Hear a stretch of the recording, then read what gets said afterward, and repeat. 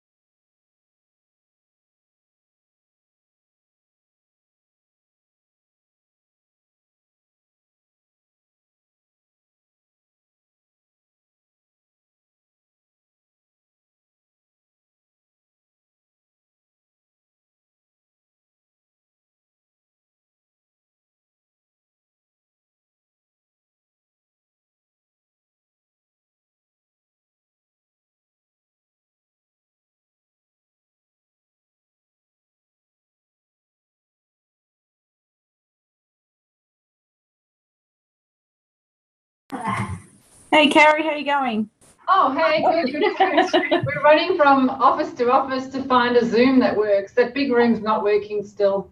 No, well, you've got to keep that circle thing. You have to plug in the one that's on the desk there.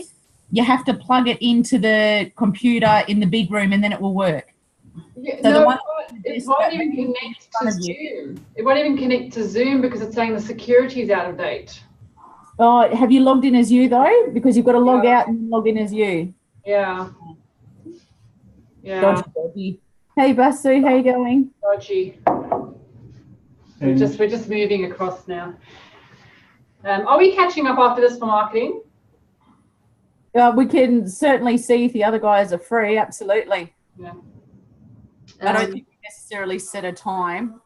Oh, okay. No, we don't. I mean, I wasn't sure if we had. I'm trying to remember whether it's data analysis or marketing. I know I'm going to Zoom. I'm just going to Zoom and see which faces are there. Yeah, that's right. That's right. Hey, Basu. Okay, thanks, Ellen. Do you want to shut the door for me? All right, let me grab my bag. Back in a sec.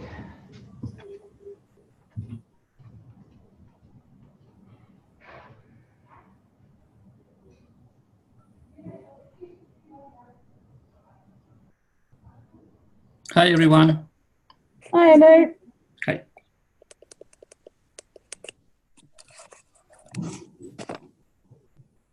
Hey, Amanda.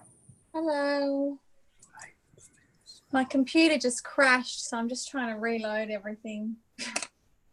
Matt's calling me a hyper nerd because I've got this one in front of me going with the Zoom and the other laptop going with the virtual network. Yeah, me I feel too. really nerdy. It gives me to have like World of Warcraft or something on it. I need Basu's headphones, then I'll really look cool. Oh, yeah. Hi, sweetheart. Is that Georgia again? Hi, Georgia.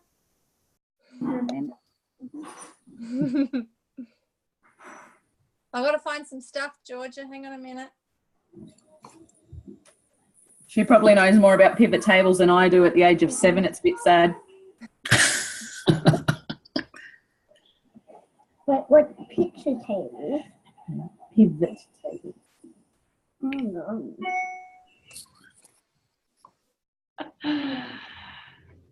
We're in. Yes. I think we're on in the other room now. How long are we going to log out of that? What was wrong with that room? Hi all. The ghost room. Okay, I'll log out.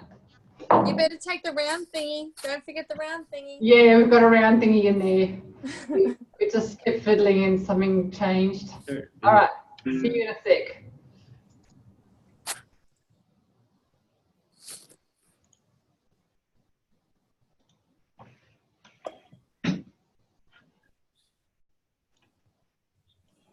Hey, Nush, how are Yeah, good, mate. How you going? you? Oh, great. He's full of it. Not working. Yeah. It Oh, hey, Amanda, are you good there? Hey, sorry about the run around about our meetings. What was that? Sorry about the runarounds with the meetings, Amanda. Oh, that's all right. Things happen. Hey Greg, how are you?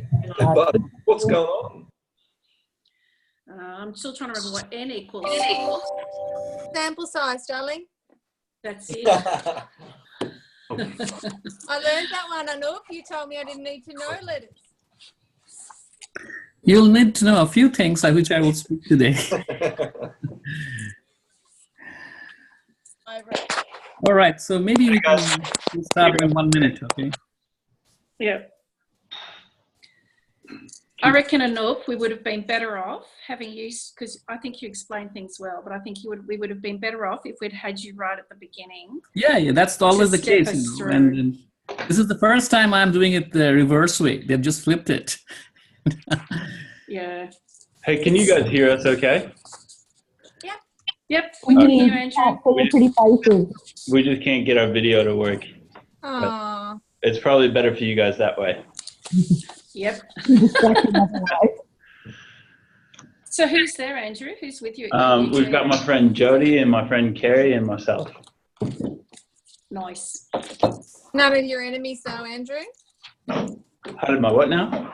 They're in the other room, Amanda. Yeah, it's split up everywhere. We're not talking to one another. All right, so maybe we can start now. So far in the last 2 virtual classes, what we covered is basically what is called the descriptive analysis, okay, with the pivot table. And which is good, you know, to get a feel of the data, you get some meaningful insight. And so descriptive analysis is fine, but what we are going to start doing more now, from now on, and when I see you in Canberra, is something which is called inferential analysis. So we'll be drawing conclusions about things and making inferences. Now you may still question that, well, I can draw some conclusions about from the data on the case I have, you know, and I can find out the average number of days this goes on, or, you know, before a case is closed, or something else like that, or this proportion of complaints coming from that industry, and all those things. these are nice nuggets of information. But to draw some rigorous inference from the data, we need to have some more information in our toolkit. And for that, what we need to do is to first learn a little bit about that why exactly, what is inferential analysis? And the first step for us to learn is about sampling. And to recognize or acknowledge the fact that whatever conclusions we are drawing from the data is generally based on a sample rather than the population. Now, if you have watched the videos, you would possibly know what I mean, you know, about a sample and a population. So I'm expecting that you had the opportunity to do that. But, you know, working with sample is in a sense risky, but it is something we always have to do because of several reasons, which I explained in the video. For example, let's talk about two things we, you know, generally use in data analysis, and two types of numbers you deal with. Sometimes you deal with absolute numbers. For example, you know, take the example of your case. You may be doing some analysis and learning about, you know, average number of days to resolve a complaint, right? Or average restitution amount received by a customer. Or so these are absolute numbers. On the other hand, there could be another type of numbers which are represented in percentages. For example, you know, proportion of complaints coming from that industry, or, you know, proportion of cases which have a satisfactory outcome or not so satisfactory outcome. So we either deal with an absolute number, like, you know, a number of days, or we deal with a proportion. That's how generally things work. And all types of cases you will see, you know, we'll be dealing with either an absolute number or a percentage or a proportion, right? And you see that in the real world as well. If you're doing a, you know, a survey of customers and you want to know the average ranking of, you know, or average rating of the customers for a product or something, then they'll give a number. Okay, you'll ask them to assign a number. But sometimes, you know, things can happen in percentage. You want to know that what percentage of like customers are going for product A, or what percentage are buying product B. So you'll encounter both of these things in your real life. An example I think I have used in the video is the example of pollsters, right? Pollsters generally deal in percentages, for example. Okay, so they will always give you a proportion of people voting for party A or party B. All right, but no matter whether it's a percentage or an absolute number, the basic fact remains that you are always deriving those numbers using a sample rather than the whole population, which is, you know, always something of a risk for making a prediction. For example, if there is an election going on in Canberra and then a pollster tells you that, well, I have done a survey of 300 people, and I have seen that, you know, 48% of people are going to vote for party A. Okay, so that's an interesting information, but you know, you have to think more deeply that it's based on a survey of 300 people, right? And so can you really use that number for a prediction purpose? Because he has derived that number from the sample of 300 people. Will that 48% number hold for the whole population? Okay, so that's the big challenge, because of course, when you're making a prediction, you're making the prediction for the whole population, right? Because after the election, if you see that that party has actually got 56% of the vote, and the pollster tells you, well, I just, you know, talked to 300 people, and for those 300 people, it's 48%. Okay, I was not talking about the whole population. You want to accept that, isn't it? Because then the meaning of the prediction will be lost. So the prediction means always you have to make a prediction beyond your sample, which will hold for the whole population of interest, right? Rather than just looking at the sample you have in front of you. So that's the challenge, that how we just move from making a prediction based on our sample data, which holds for the entire population of things. And for that, you know, and when we make a prediction, obviously it's a risk, as I said, that it's not going to be bulletproof, no matter what kind of statistics or software you use. There's always a chance that there will be an error in the process. Now, these errors can arise from, basically two sources. One could be what is called as a sampling error. Okay, the sampling error is basically an error in the sample selection. Let's say you have interviewed 300 people about which party they're going to vote for, and out of 300, maybe 50 people are not even, Australian citizens, so they cannot vote in the election. So obviously you have made a sample selection error here, and you have derived data, you have asked the questions to people who don't belong to the sample, isn't it? And that's called a sampling error, which you make in basic sample selection process, okay?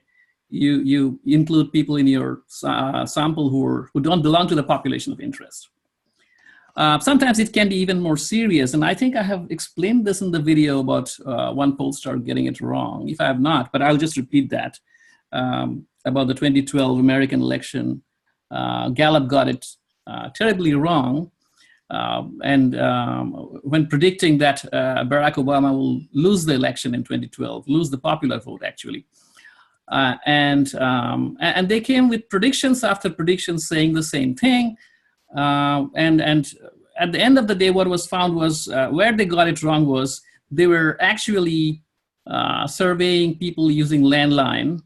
And in many states of the United States where you're not allowed to call people by their mobile phones to do this kind of polls. So they were calling people during daytime and between 9 to 5 on a landline. And there is a certain demographic who is actually responding to the calls, isn't it?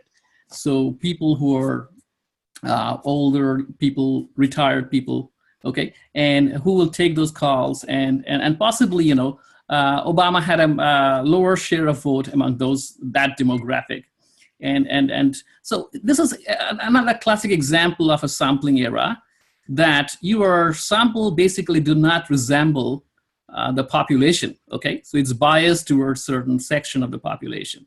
So this is called the sampling error. However, in our case, I'm not very concerned at the moment with sampling error, because obviously I would be concerned if you're collecting your data for the assignment yourself, okay? You do your surveys and you collect the data. So then we'll question, but obviously I have supplied you the data, and we'll be supplying you the data for all your assignments and stuff. But what we still care about is something which is called non-sampling error. That means that even if I have not done anything wrong, I have randomly sampled people, okay, not biased towards a particular thing, then what happens is still I can have a prediction error. Why? Because I'm using a small sample and not the whole population. For example, again, if you just survey 300 people in Canberra and form a view about the election results, like party A will get 48% of the votes. The question is, it's just a sample. You talk to another 300 people, you may come up with a different number, isn't it? So it may not be exactly 48%. It could be 50% or 51% or 46%. So this is called non-sampling error, that no matter what you do, you pick up sample very carefully, but still you will land up with this error. So basically, if somebody just tells me that this party is going to get 48% of the vote based on my sample, okay, I'm not going to take it very seriously, okay? It gives me some information, but it's not, something I'll be banking on, right? And the word the person just gave me, 48% based on the sample, is still a good starting point, okay? It's not entirely useless, okay? So what it is called is, it is called something as, the term is point estimate. So I have explained to you what point estimate is, and I will show you, point estimate. So let's say,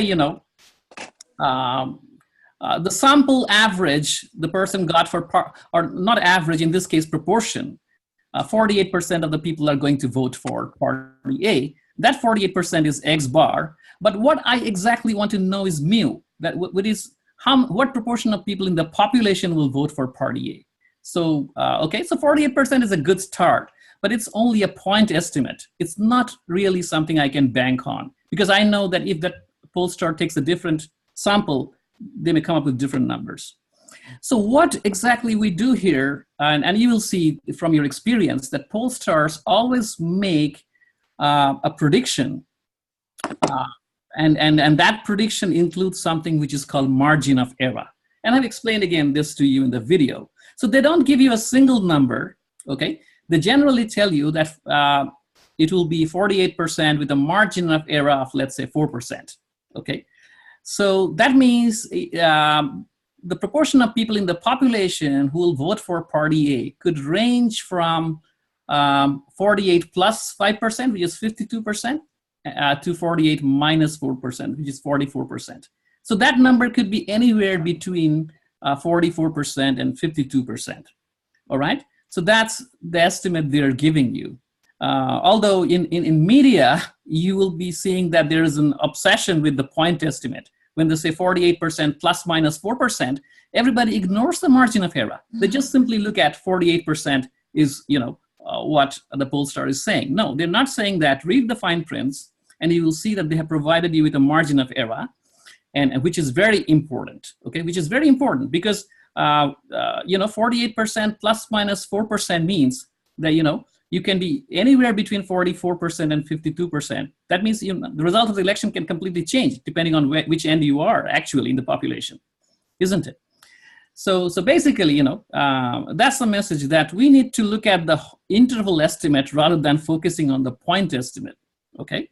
So, and that is something I wanted to emphasize on, because you are dealing with a lot of estimates, but they are basically what you have done in your pivot tables and other things are just point estimates, like average number of days to resolve a complaint, okay? So you got a point estimate if, it's a sample and not the whole population. And obviously, you may think that, in your case, the sample consists of certain number of cases, and it could be a part of a larger population of cases, okay? So that's what it is. Now, there are a couple of things I need to still speak on before I move ahead with today's case, and we'll be dealing with this problem in today's case.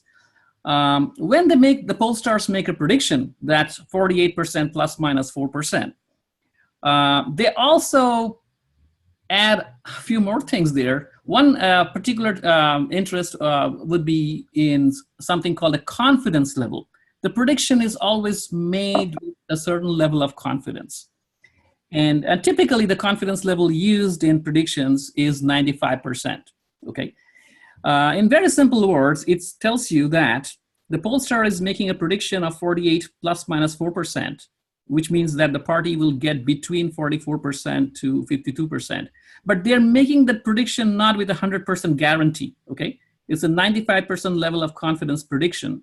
That means there's a 5% chance that the actual vote share of the party will be outside that range, okay?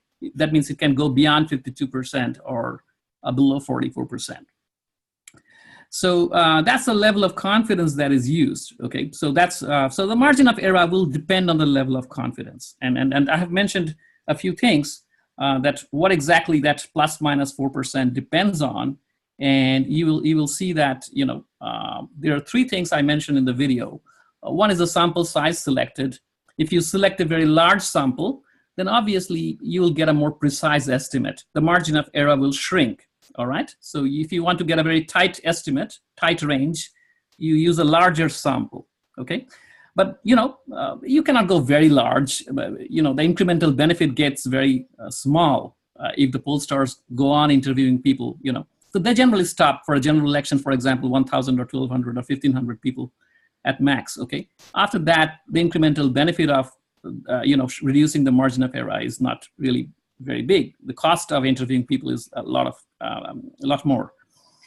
Variability of data is something which is also very important, how consistent people's responses are, and you will see that could be one of the factors. For example, in today's case, we have, people rating a pizza, and if people's responses are very, variable, for example, some people are giving the pizza a 2 and some people are giving 10, then obviously there's a lot of uncertainty about the prediction, okay? And in that case, the margin of error will expand.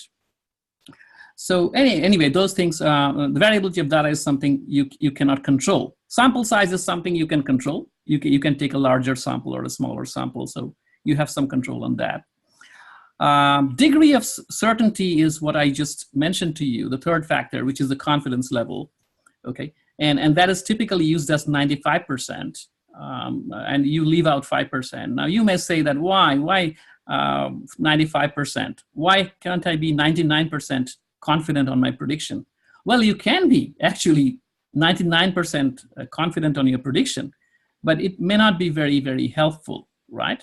For example, if I say that I can guarantee that party A's vote share would be somewhere between, 0% and 100%, isn't it? And I can say that with 100% guarantee that it'll be between 0 and 100. So I'm making a prediction which is correct technically, but it is of no use. It has no predictive value, isn't it? Nobody will take me seriously.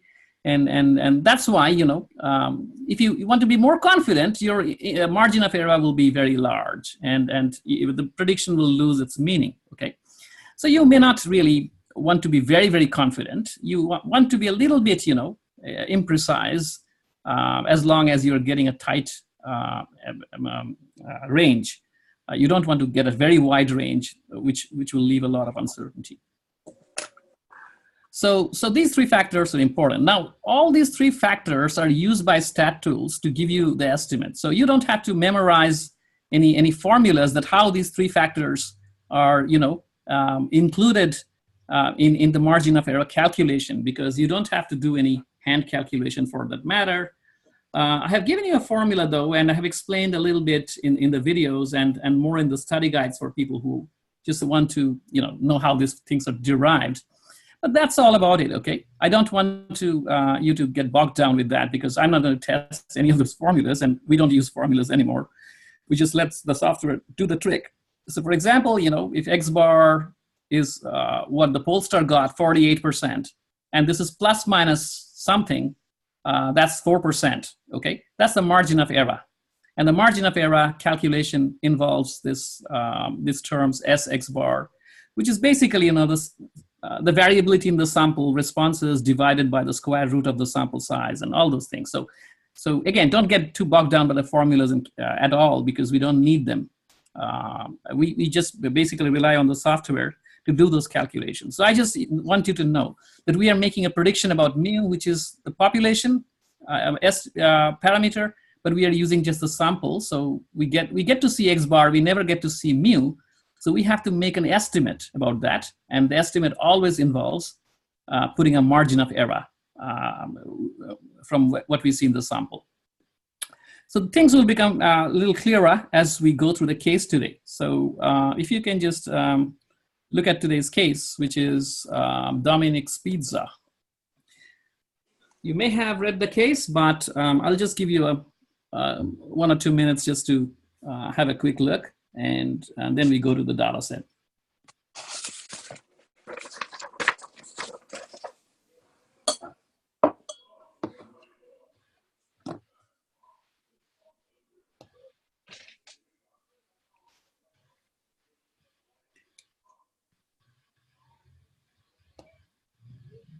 So in this case, obviously they're trying to expand, increase their sales, but currently, it seems the business is a little bit stagnant, and they've tried a few things, but didn't really work.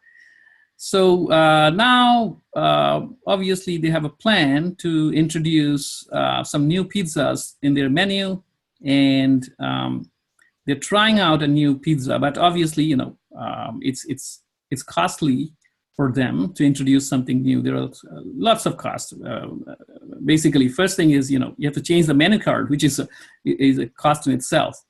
New ingredients, labor, other things, advertisements. And so before taking the jump, they're trying to feel confident that this new pizza will work with the customers. So in this case, so they have just done a test marketing type thing, and they're just distributed pizzas, free pizzas possibly, to customers, and asked them to rate it on a scale of 1 to 10. But, you know, obviously the cost of giving free pizzas would be something weighing on their minds. So they have decided to limit their sample size to 40 people, okay? So there are 40 lucky customers who will get a free pizza when they get to Dominic's, and they will, after having the pizza, they will rate the customer, rate the pizzas on a scale of 1 to 10, right? So that's what they will do, and obviously 10 will be the most liked and 1 is the least liked. So that's basically the case, and the data set is very simple because it's only one variable is here in the whole data set. So if you look at the data set, and you know, and this is a satisfaction rating of the customer. So the first column is just customer numbers, 1, 2, 3, 4 serial numbers, right? So nothing important, but this is the column which is satisfaction, which is important because this satisfaction column indicates, you know, that what rating the customers have given the pizza. And you can see that, you know, there's quite a bit of variability in the customer responses, okay? Some people are very happy, 10 out of 10, okay? And I can see that, you know, there could be some really unhappy customers giving the pizza 2, but very rare, isn't it? You're likely to possibly, you know, upwardly bias your ratings after having a free pizza, isn't it? Rather than really giving a very scathing review. So anyway, so if it's as I was explaining, if it's a sampling error in this case would be, you know, distributing the free pizzas to your friends and family or customers you know. So they are possibly inclined to give you more. So that would be a sampling error, sample selection error, okay? But let's assume that this is not a sampling error. There's no sampling error involved here. Dominic's have chosen the customers really randomly and got the ratings of the pizzas from them, okay? So from this information, what they first want to know, obviously, what's the average rating the pizza got from the customers, okay? So average rating the pizza got from the customers. Now, average is something you have been dealing with in the last couple of classes. So we can easily find the average. Now let's do this today with stat tools, okay? So I'm clicking anywhere. Yes? All right, so we click on stat tools and add the data to dataset manager. As I've mentioned before, that this is the first step for any analysis with stat tools. So once you add it to dataset manager, the variables are included. So you click OK. So now it's ready for analysis. You need to find out what's the mean rating or the average rating for the pizza. So go to stat tools and choose obviously the one we have used before, average summary statistics. And if you do the summary statistics, what you get, one variable summary, and then you choose, you know, the variable of interest here. In this case, the variable of interest is obviously satisfaction. Satisfaction is the variable you're going to choose. And you want to know the mean, only the average, the first one in the summary statistics report, but there's a lot of other information. Obviously, I'm not going to uncheck any of the boxes, okay? I'll just look at what I am interested in. So once you click on OK, you will have the mean rating for the pizza, which is 6.25, okay? So 6.25 mean rating of the pizza. So this is what I'm saying, I was mentioning that this is what you got is X bar, the sample mean, okay? The sample average, 6.25. But Dominic's should not be interested in just knowing what is the average of the 40 customers. They're trying to make a prediction that what will be the average rating for all customers, okay? Even those who have not had the chance to have the pizza, okay? So, and that is exactly what prediction is. Prediction is always about the unknown, right? And so for these customers, we know it is 6.25. So if somebody tells, you know, that 6.25 would be the average rating, then obviously they will be, you know, wrong. In a sense that 6.25 is just the sample average, not the population average, okay? So, but it's an estimate. It's not useless, as I said before. It's called a point estimate, okay? It's a point estimate. So again, in terms of your assignment, if you think that average number of days to resolve a complaint in industry A is 30 days, it's a sample average, okay? But if you take a different sample of complaints from a different period or some, you may come up with a different number. So it's just a sample average. We cannot take it as a number which would be used for the to say that this is the population, to claim that this is the population average. So what will happen is we'll see how we can make a prediction about the population average. But what will happen is once I get an interval estimate, okay, which is what I'm looking for, not the point estimate, I will get a result which is 6.25 plus minus this, plus minus 1.5 or plus minus 2, whatever. Okay, that is the margin of error I'm looking for, which is not there in this number. It just gives me a one average number for the sample. Okay, so let's get on doing that. So when, as I said, that in calculating the margin of error, stat tools will consider a lot of things like, what's the variability in the data? How many people gave me, obviously, if a lot of people gave me close to 6, okay, like 5 or 7 or 6 and so on, then possibly, the margin of error will be very tight. But if a lot of people have given me, 2, or a lot of people have given me 9, I can still get an average of 6.25. But then in that case, the variability is a lot more. So to capture that uncertainty, the confidence interval will be very wide. You will see that the margin of error will be very wide. Okay, so we have the sample variability or standard deviation 1.59. Just have a look at that. Okay. So and the sample size obviously is 40, is something stat tools will also consider in making the prediction. All right, and the prediction will be always made by default with a confidence level of 95%. If you want to change that, you can change in stat tools. If you want to be more confident or less confident, okay? As I said, there is a trade-off between becoming more confident and being more precise in your prediction, okay? And so let's just... Anu, can you Yep. just tell me for a second, just remind me what the difference is between the variance and the standard deviation? What's the difference in defining both of those? Yeah, they're basically two. One is derived from the other. They're the same thing, I would say, in a sense that standard deviation is just a square root of the variance, okay? But they both indicate variability. But we generally use standard deviation because variance, when calculating variance, we use a square number which changes the units. For example, if I'm measuring something in kilometers, it becomes kilometer square when I'm calculating variance. So I bring it back by taking a square root, and that becomes a standard deviation, okay? But they're just identical in that sense that they both indicate variability, okay? But we deal with standard deviation always. All right, so if I just go to data and now I'm trying to make a prediction which includes margin of error, okay? So in making the prediction, we go to stat tools, and we go to something called statistical inference, okay? So this is the first time we will be using this function. Statistical inference, as I said, that we are moving towards inferential analysis, so inference. And the first function there is called a confidence interval. So I'm just looking for that one, the confidence interval. And in this case, I'm just looking for a confidence interval for the average or the mean, so I will choose that one. Okay, so I'm just clicking on confidence interval for the mean.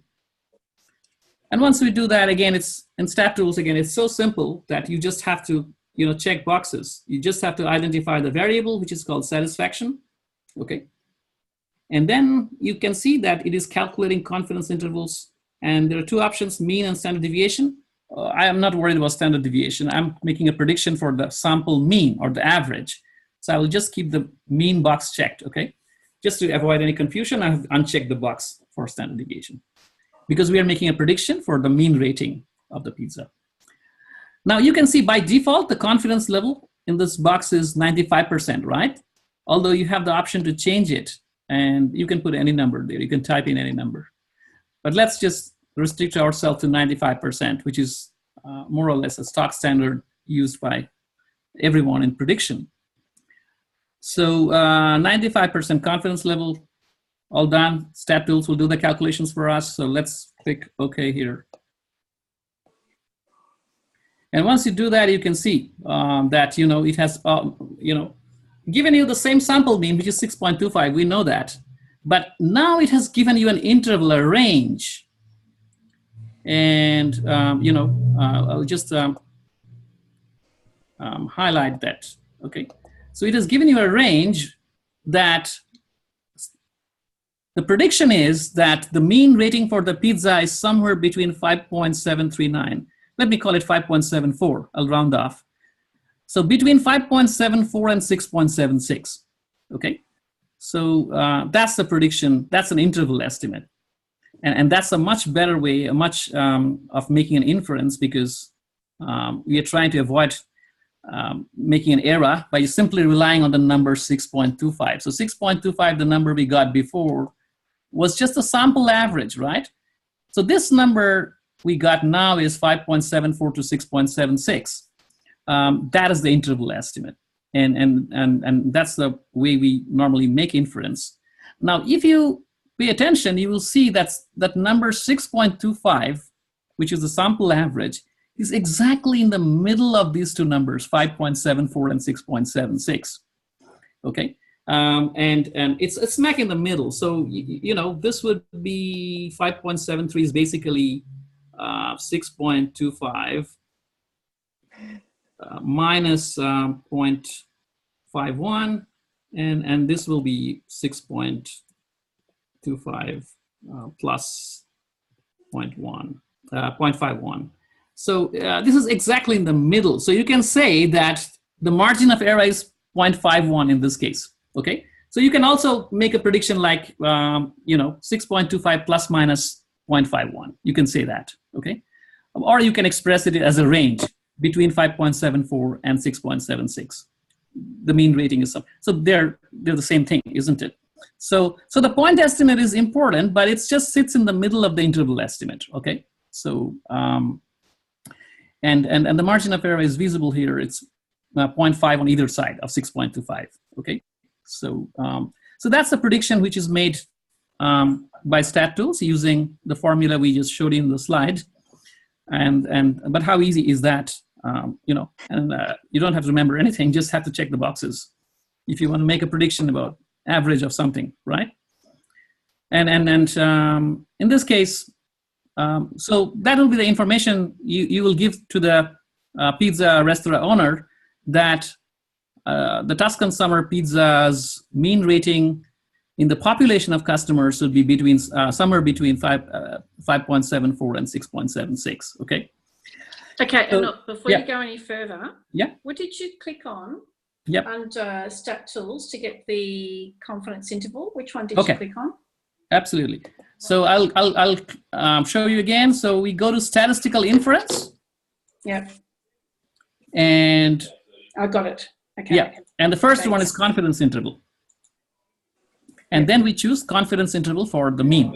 Okay. Yeah. Yep. Great. Thank you. Okay.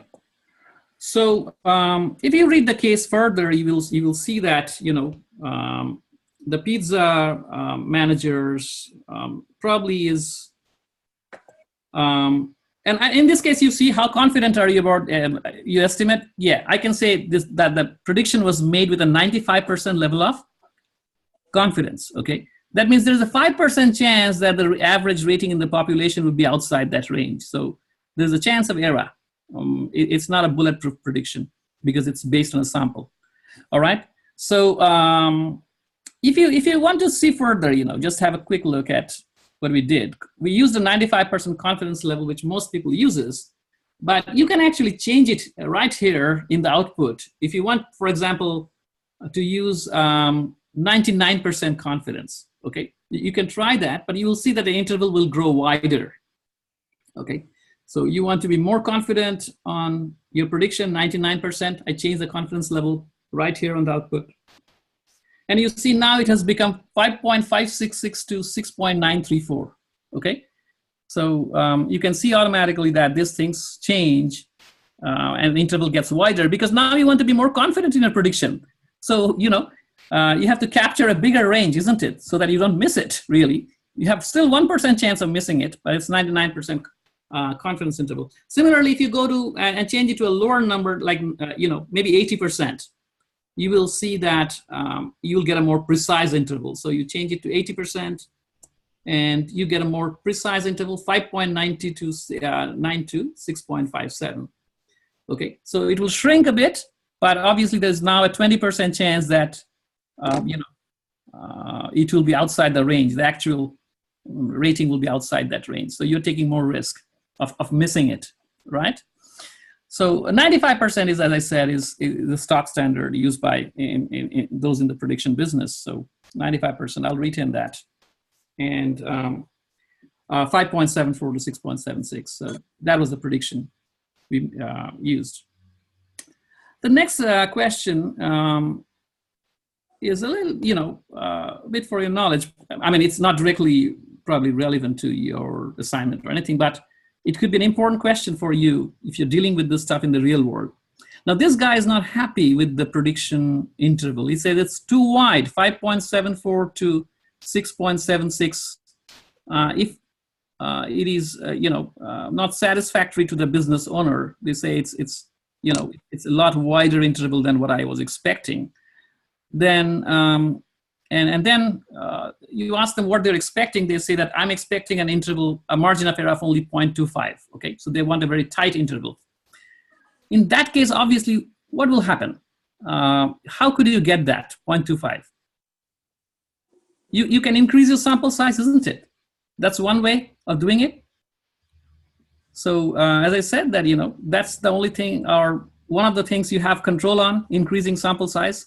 If you increase your sample size, then you'll get a more tighter estimate.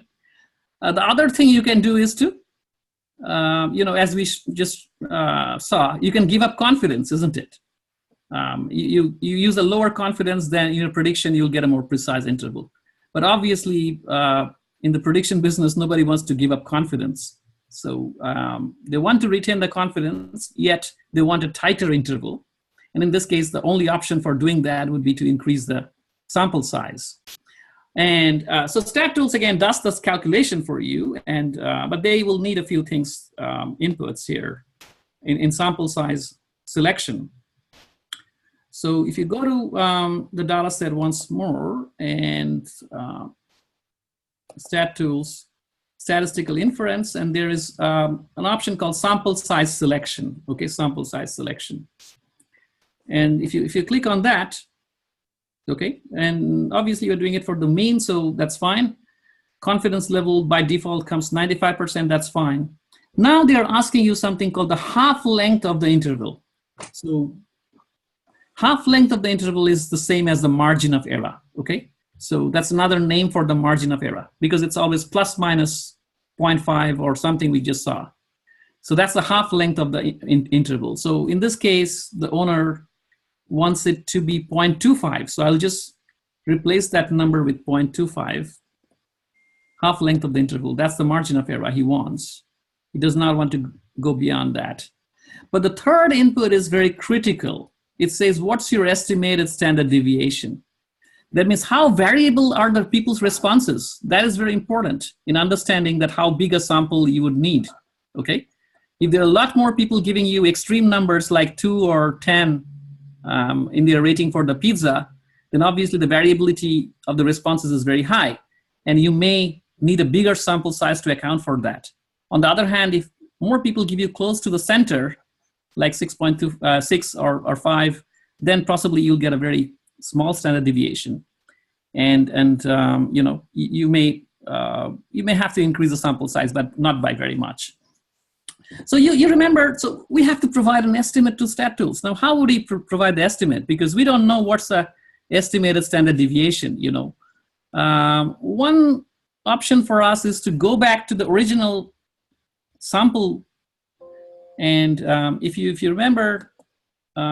In the original one variable summary, what we saw was the standard deviation was 1.59, isn't it? 1.59. So we can use that number, okay? So from 40 customers, we got a standard deviation of 1.59. Now, you may say that, how do you know that in the population, the standard deviation would not be higher, the variability of responses? No, I don't know, but I can use that number and see, okay? If I'm more conservative, I can use a little bit higher number as well, okay? But that is the only option I have, because I have no way of knowing that how variable people's responses would be in the population. So maybe I can use that as a starting point, 1.59. And so I'll go back and do this, and StatTools and statistical inference, sample size. Okay, 95%.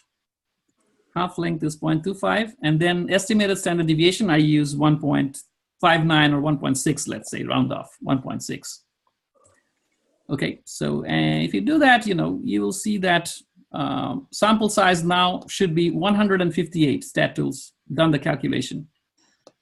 So done the number crunching and said that you need to have a much bigger sample to get a very tighter interval. So which is almost 4 times of my actual original sample, isn't it?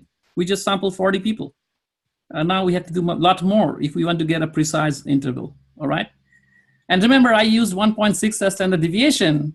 If that number is changed, if I'm very conservative, I can change that number. I can just assume that variability of responses in the population is a lot higher than what I got in my original sample. So I can, let's say, use instead of 1.6, I put 1.8.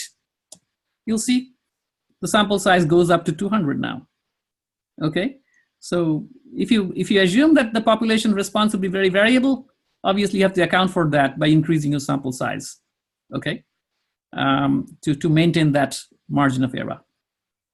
So that was one question the manager had, or the owner of the restaurant had. What's important is the last one, and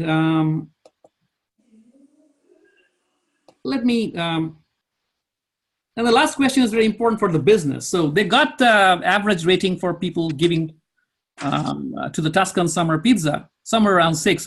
We saw that 6.25 plus minus something.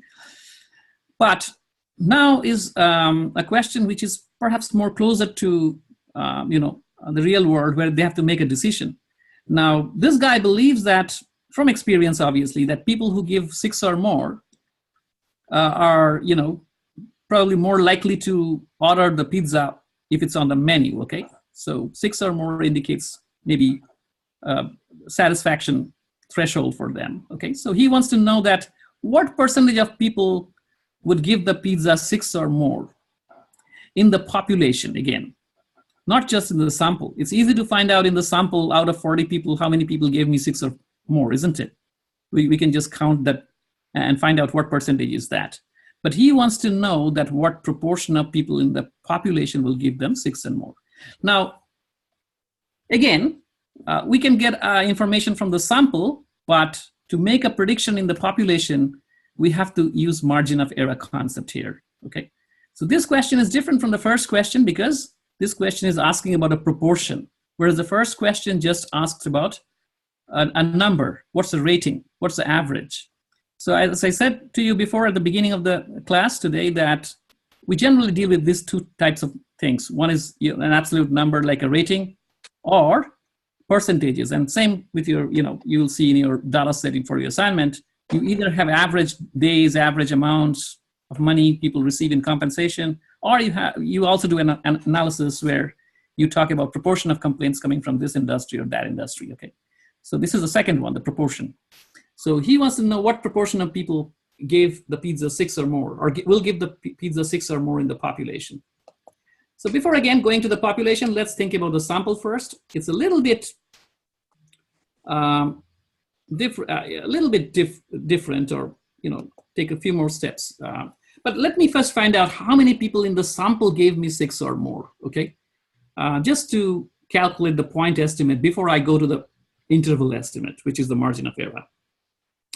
So you can find out actually how many people gave you 6 or more. You can use pivot table, or if you just use Excel, there is a function called count. Okay, and if you just if you don't remember formulas like me, just click on this box.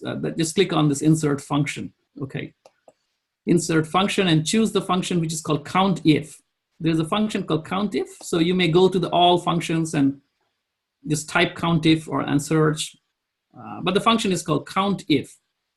So that means I'll just count based on a certain criteria. How many people gave me 6 or more? So in this case, I'll just use count if function in Excel. And it asks me to specify the range of my data. I will specify the range, and this is the column I'm interested in, the satisfaction column. So I've done that, and the criteria, what criteria will be used for counting? I will put the criteria as greater than equal to 6. Okay, so I'll just type in that greater than equal to 6. So if you do that, you'll see, you know, and click on OK.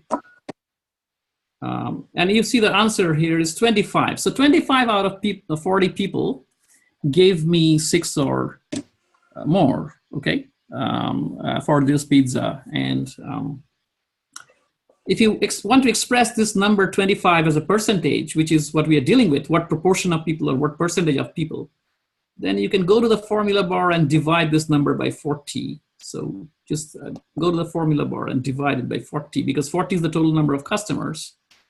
And, you know, you get the answer as 0.625. So which means 62.5% in my sample gave me 6 or more, 62.5% people. Okay, almost close to, you know, 2 in 3 people gave me 6 or more. So not a bad result. But again, the problem is this is a sample proportion, okay? This is a sample estimate which is entirely based on the sample, so it's a point estimate. And the point estimate is not really very useful for inferential drawing inferences. We must get an interval estimate, okay? That's 62.5% plus minus how many percent, okay? Margin of error. And that interval estimate is exactly what we have been dealing with. That interval estimate is used by opinion polls and others. They always give you a margin of error because they know that the sample may not be indicative of the whole population, isn't it?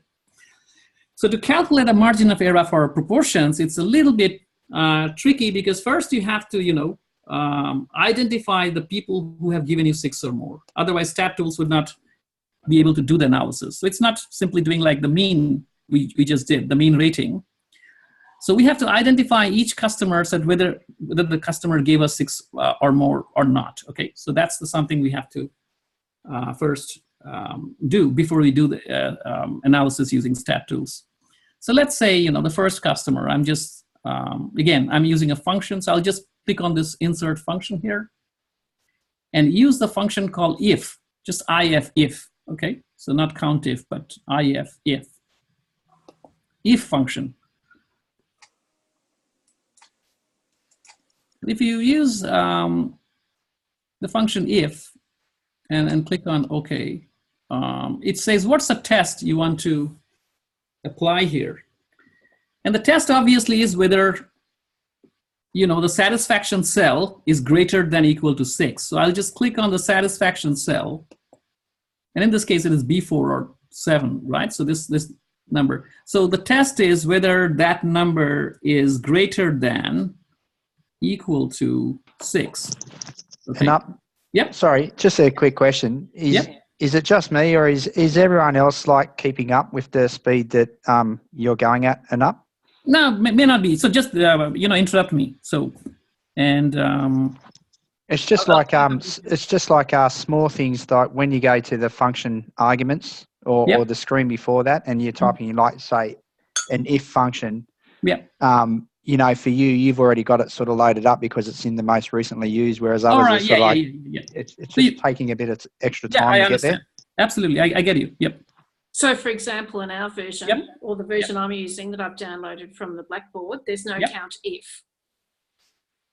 So there's there's count, but there's no count if. Oh, because it would just be okay. So let's do this. Let's just go to this and click on insert this function. Okay, so insert function.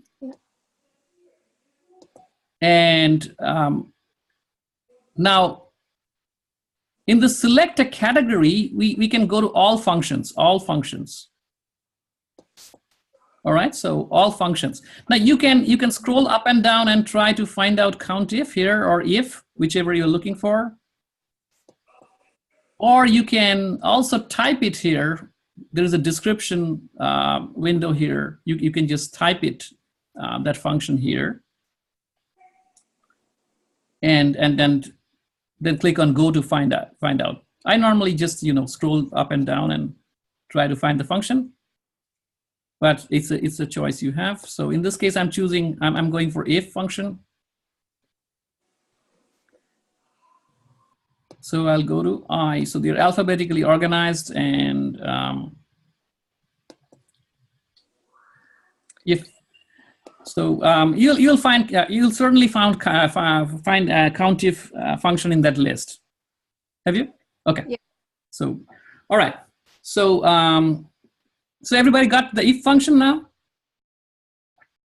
Because that's what we are using. Okay. All right.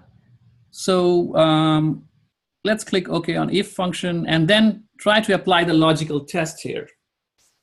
And the test again is whether the satisfaction cell, which in this case, the first customer, I just click on that first customer satisfaction cell, B4, that's greater than equal to 6. Okay, so that's a test I'm applying.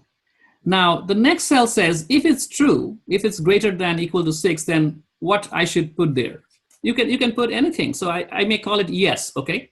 That means, yes, I'm interested in this customer, okay? So I'll just type yes, let's say. And if it's false, if it's not greater than equal to 6, then I will just type no, okay? You can just type Y or N, but I'm just putting, you know, yes and no to be very clear that what we are looking for here. We are looking for people who have given us 6 or more.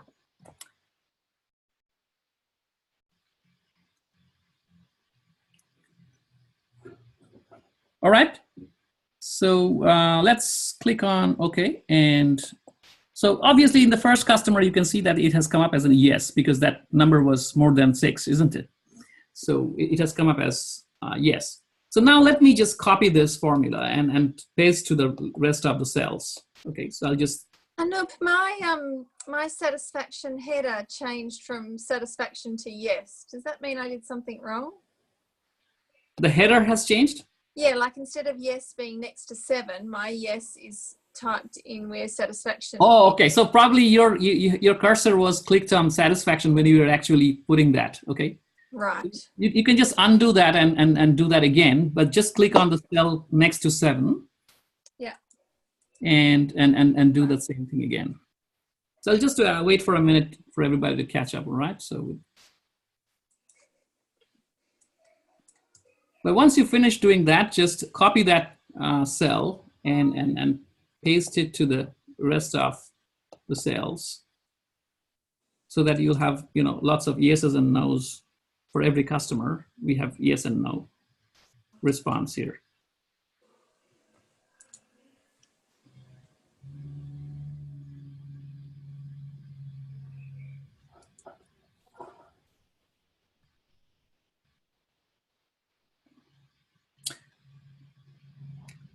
All right.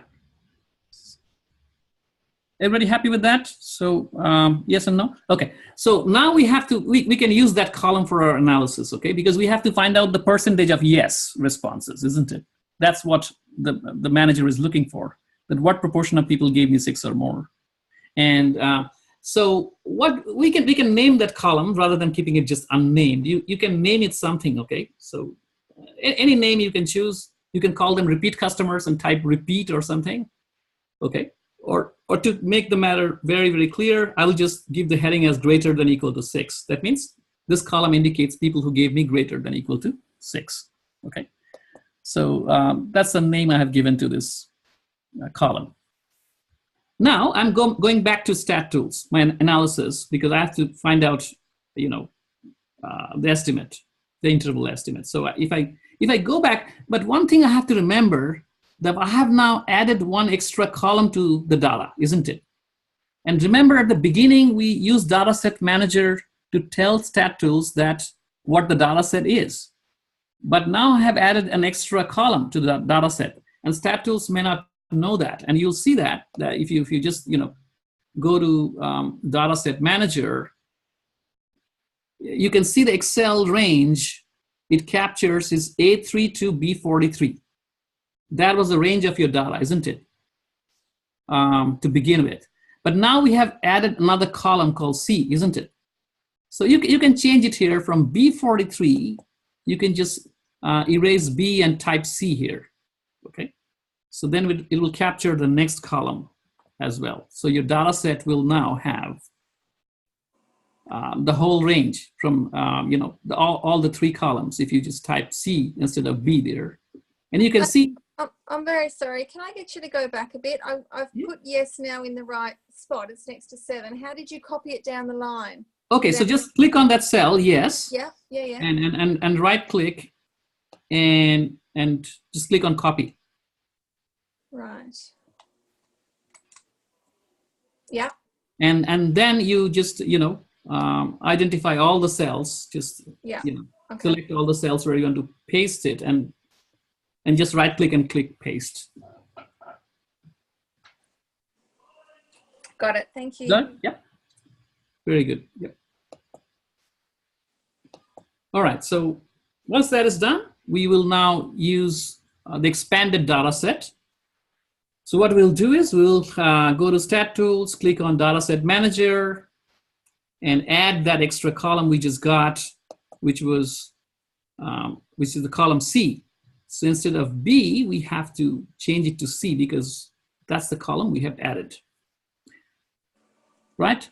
So C43, and once you do that, click on OK. And you can see even in the Excel data range below in the bottom panel, that column is now there. So we have variables like customer satisfaction, and then there is the third variable, greater than equal to 6, right? Which is what we created. So click on OK there, and that's done. So now your data set is ready for analysis. So we go to Stat Tools, and we choose the same statistical inference function. But and also we choose confidence interval. But this time, which one are you going to choose? We're going to choose the mean or the proportion? Proportion. Very good, proportion. Okay, so we are going to choose proportion because we are not estimating a mean or a number. We're looking for a percentage of proportion here. And once you do that, it asks you normally, as it does, identify the variable, which is you want to analyze, and we want to know this greater than equal to 6, isn't it?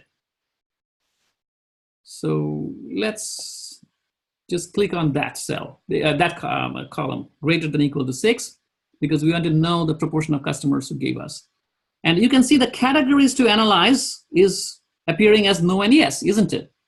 Because that column has only no and yes. So which one we would click now? We want to know which proportion of customers who gave us 6 or more, which is a yes, isn't it? So we choose yes. And the confidence level is, again, by default, set at 95%. Once you do that and click on OK,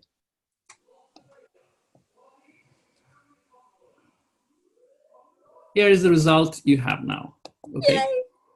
So 62.5 was what we got as the sample proportion, right? That proportion of people gave us 6 or more in the sample. But look at the population prediction. The population prediction is that people who will give us 6 or more, that proportion is anywhere between 47.5% to 77.5%. It could be anywhere between that. Okay, so you can see that's a very big range, isn't it? So the number could be around 48 to 78%, anywhere between that. People who will give you 6 or more in the population. So so if you are as a consultant, you provide this information to the restaurant owner that the number you wanted, the proportion of people giving us 6 or more, could be anywhere between 47% to 77%. With a 95% level of confidence. Do you expect to get paid? Is the information of any value to the manager? Stick with Hawaiian, I reckon. So now this is where you have to take off your, a data analyst hat and put on a business owner's hat, okay? In terms of prediction, it's not a very precise interval, as we can see. Right? It's a very wide interval with a big margin of error, isn't it? You can say 62.5% plus minus 15% in either side, isn't it? 15% margin of error on either side, from 62 plus minus 15. So 47 to 77. So that's a wide margin of error. However, we have to think like a decision maker, not just as an analyst. So this unit is data analysis and decision making. And decision making is the one where I would put emphasis on. Although this number could look very poor in terms of, a prediction that the interval is so wide, but it could be really a good news for the manager or the, restaurant owner. Why? Because it tells you, even if your worst case scenario is 47.5% of people giving you 6 or more, which is nearly half of the customers, isn't it? And it could be that that number proportion is actually much higher, and it could be 62 or 70 or 77 is the best case scenario, isn't it? So you would be really enthused by this information that, proportion of people giving you 6 or more, at worst case, it is about 47.5%. Of course, it's with a 95% level of confidence. So there's a little chance that it may be even lower than that. But based on this confidence level, we can see a margin of error, and the lower end of which is almost half the customers who are, in the population, who are willing to probably give you 6 or more and probably repeat order the pizza. So the information is valuable, although the prediction is not very precise. But the manager's, focus is not always on the precision of the prediction. The information could still be valuable in some way. So you have to really critically think about this as a business owner, as a decision maker, rather than simply as a statistician. All right, that and that can make a big difference in business decision making. That sometimes you have to deal with a lot of imprecision, but some information could be very valuable for you in making a decision. So is it able? Yep. Is it able to use GSZ function to change to target lower limit to 50% by changing the confidence level? You can change the confidence level. Yeah, you can experiment with the confidence level a bit. If you want it to shrink a little bit, then you have to use a lower confidence level. For example, if I use a 90% confidence level here, you get close to 50, isn't it? 49.9 to 75.1. But then there's a 10% chance that it's outside that range. Okay, you're taking a little bit more risk in making the prediction. I think from a consultant's point of view, it sounds better. And what's the question again? I think from a consultant's point of view, it sounds better to tell people that we have a 90% comfort there will be half of the people coming back.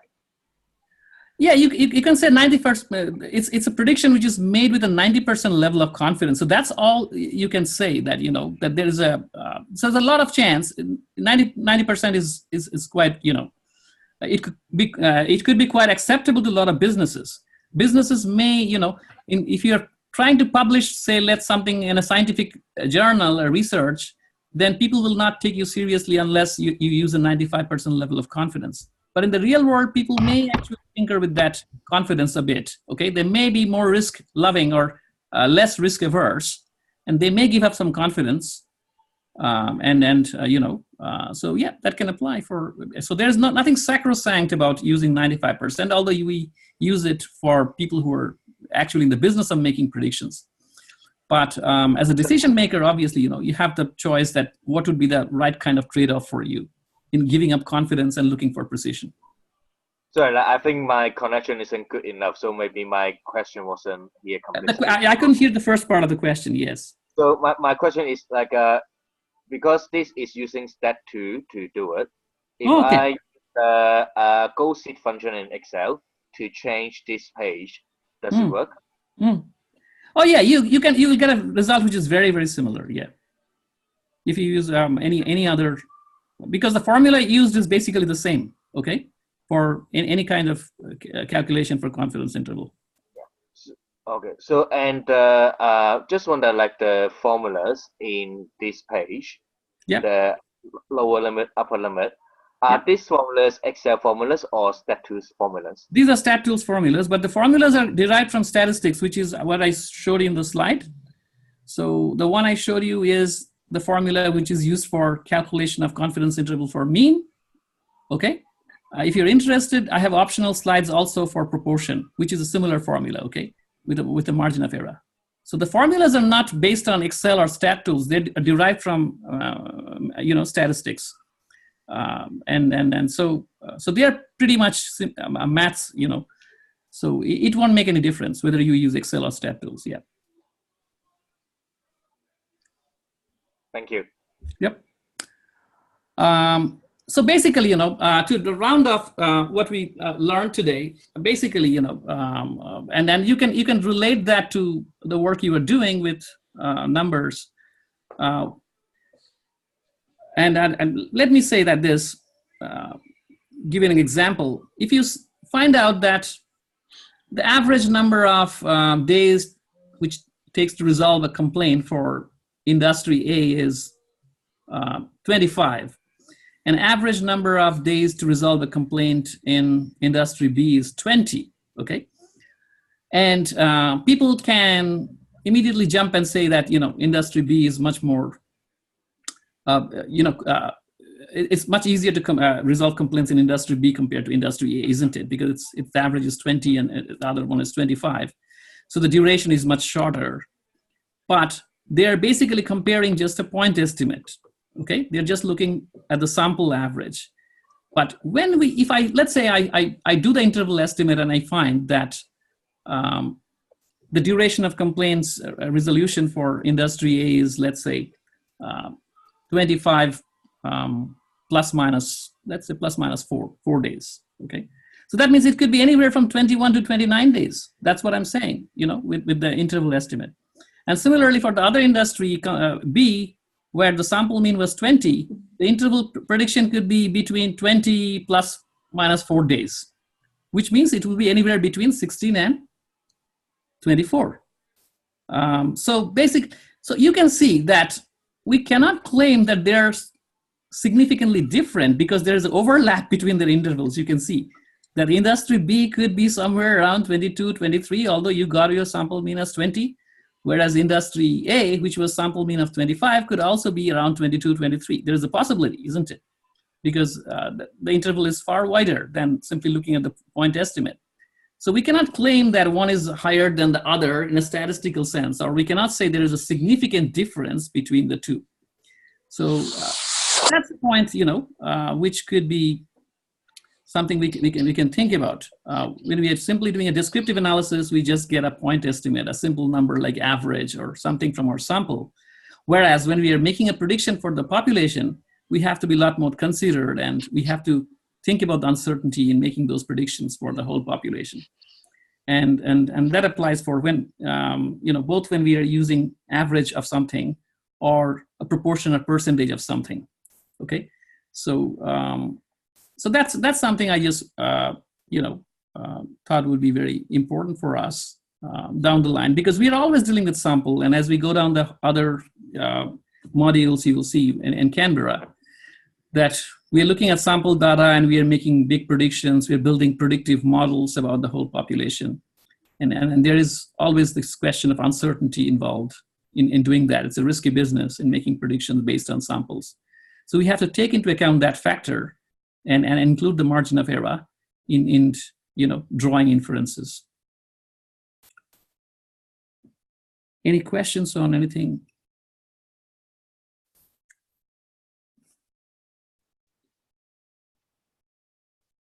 I'd just like to say thanks enough for when you slowed down there a bit towards the. That's all right. So yeah, no, it was good for us mere mortals who were able to keep up. No, that's I understand absolutely. Yeah. So, but thanks for actually raising that point. Yeah, I appreciate that.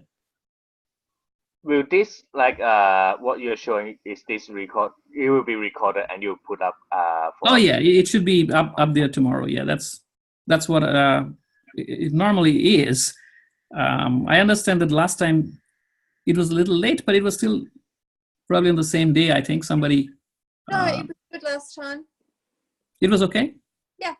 All right, so I will send an email to the ladies about doing this first thing tomorrow morning, right? Yeah, thank you. So going back to your assignment again, and I would expect that you use a lot of the knowledge you have derived in the first 2 modules in that. Today's module gives you some additional food for thought, but yeah, so don't think that this is something you have to really, you have to change your analysis in a big way with that. As I said, I understand the limitations of doing that because your submission day is so close, okay? But if you can include that, that could be the icing on the cake, right? In some way or the other. If we don't include this in our assignment, how many points we will be losing?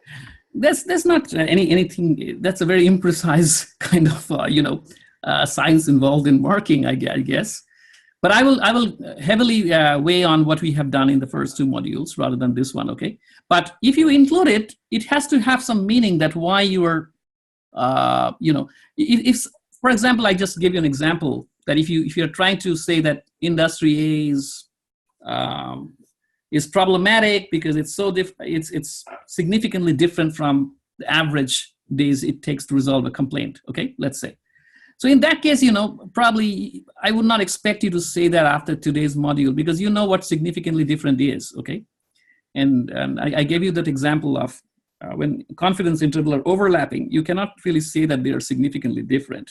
If somebody is, having 40 days plus minus 5 days, and somebody is having 20 days plus minus 5 days, they are obviously significantly different because they're confident, even after looking at the whole intervals, they don't match at all, isn't it? They're not overlapping.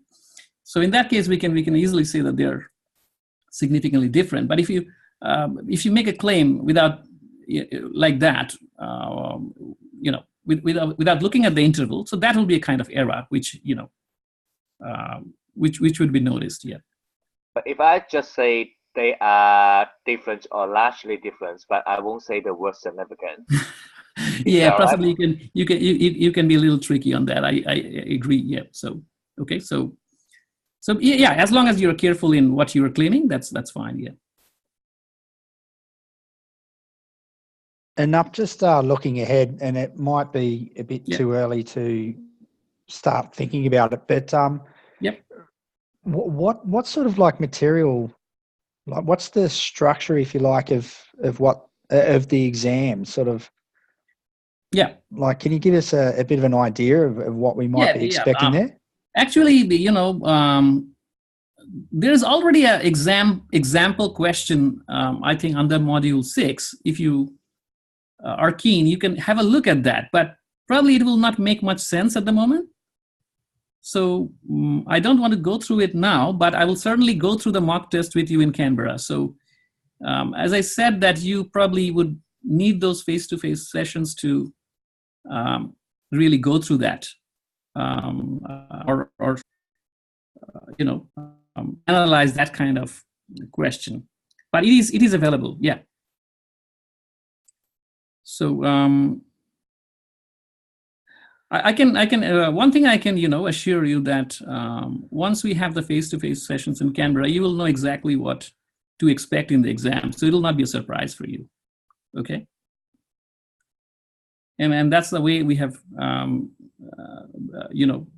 drafted the mock test, and we'll go through that test together. Thanks it up. Yeah, we just need to learn a few more techniques like regression. In building models, predictive models, yeah. So which we will absolutely cover when I'm in Canberra. And the final exam is heavily based on that part. Although we will still need to do a little bit of pivot tables and this kind of charts and graphs, which we have done. Okay, so we still need that knowledge to in the final exam, but apart from that, I think it's heavily weighed on the last part of the course here.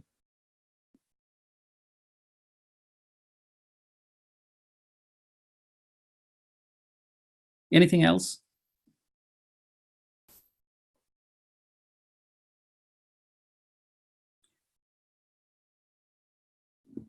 All right, then. Thank you very much for being here tonight. And any questions, as usual, send me emails. You want to talk? Okay, let me know. Thank you very much. Yeah, no problem. So, yeah, thank you. Thank you. Cheers. Thank you. Appreciate it. Thank you. Cheers. Bye.